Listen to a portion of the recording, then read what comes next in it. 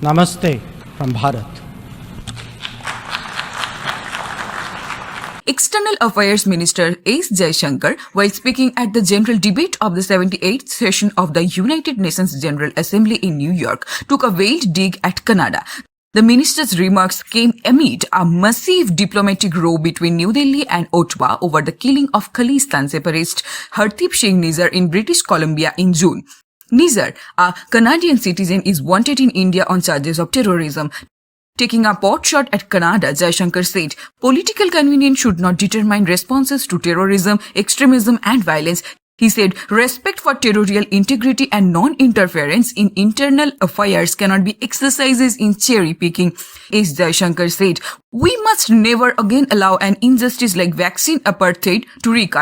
Climate action too cannot continue to witness an evasion of historical responsibilities. The power of market should not be utilized to steer food and energy from the needy to the wealthy. Nor must we countenance the political convenience determines responses to terrorism, extremism and violence. Similarly, respect for territorial integrity and non-interference in internal affairs cannot be exercises in cherry-picking. Mr. President, we must never again allow an injustice like vaccine apartheid to recur. Climate action, too, cannot continue to witness an evasion of historical responsibilities. The power of markets should not be utilized to steer food and energy from the needy to the wealthy.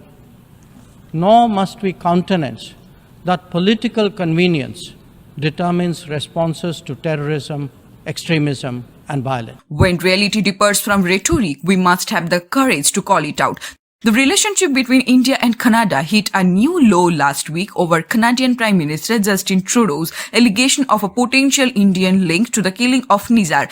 India reacted sharply to Trudeau's claims, calling them absurd and politically driven. New Delhi also expelled a senior Canadian diplomat in a tit-for-tat move to Ottawa's expulsion of an Indian official over the case. Over the past number of weeks, Canadian security agencies have been actively pursuing credible allegations of a potential link between agents of the government of India and the killing of a Canadian citizen, Hardeep Singh Nijjar.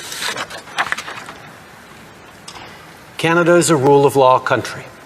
The protection of our citizens and defense of our sovereignty are fundamental.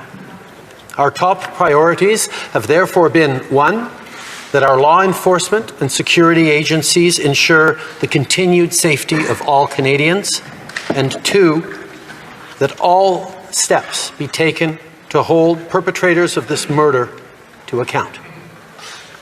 Canada has declared its deep concerns to the top intelligence and security officials of the Indian government. Last week at the G20, I brought them personally and directly to Prime Minister Modi in no uncertain terms. Excellencies, in our deliberations, we often advocate the promotion of a rules-based order. From time to time, respect for the UN Charter is also invoked. But for all the talk, it is still a few nations who shape the agenda and seek to define the norms. This cannot go on indefinitely, nor will it go unchallenged. A fair, equitable, and democratic order will surely emerge once we all put our minds to it. And for a start, that means ensuring that rule makers do not subjugate rule takers. After all, rules will work only when they apply equally to all.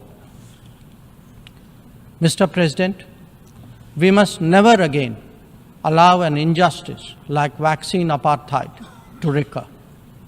Climate action, too, cannot continue to witness an evasion of historical responsibilities.